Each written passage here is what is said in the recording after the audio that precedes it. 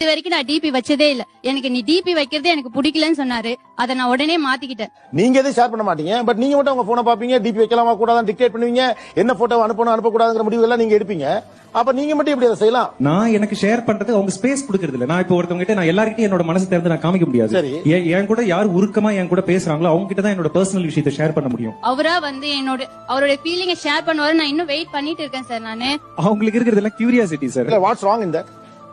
Curiosity வந்து லைஃபுக்கே வந்து நல்லது இல்ல. அதெல்லாம் யார் சொன்னா? Curiosity makes life boss. நான் சொல்றேன். இல்ல, அவங்களோட கியூரியாசிட்டிய உச்சம் எங்க போய் நின்னுது அப்படின்னா, இவன் மொபைல்ல எப்படி நம்ம வாங்குறது, பாஸ்வேர்ட் எப்படி நமக்கு தெரியறது இல்ல, எப்படி பண்றதுன்னா ரொம்ப டாக்டிக்ஸ் எல்லாம் யூஸ் பண்ணுவாங்க. திடீர்னு ஒரு தடவை வந்து நான் சாப்பிட்டுட்டு இருக்கிற நேரத்துல வந்து ஏங்க இந்த மொபைல கொஞ்சம் ஓபன் பண்ணி கொடுங்க, போட்டோ பார்க்கணும் அப்படின்னுவாங்க. இல்ல, நான் என்ன கேக்குறேன், இவ்வளவு தூரம் ஒரு மனைவி டாக்டிக்ஸ் எல்லாம் யூஸ் பண்ணி உங்க போனை ஆக்சஸ் பண்ணக்கூடிய அளவுக்கு ஏன் நீங்க அதை ரகசியமா வச்சிருக்கீங்க? இல்ல, மனைவி வந்தவங்க இடையில வந்த உறவு, ஓகேங்களா, அவங்க கிட்ட எல்லாத்தையும் நம்மளால ஷேர் பண்ணிட முடியாது. அப்ப யார்கிட்ட அதை ஷேர் பண்ணலாம்?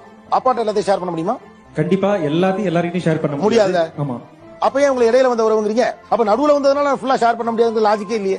ஏன்னா வாழ்க்கையில மனைவி மட்டுமே வாழ்க்கைன்னு கிடையாது. என்னோட குடும்பம்ன்றது வந்து என்னோட அம்மா அப்பா, என்னோட கூட பிறந்தவங்க, மனைவி எல்லாம் சேர்ந்ததுதான் என்னோட குடும்பம். எல்லாரும் தான் என்னோட உங்கள்ட்ட நிறைய விளக்கம்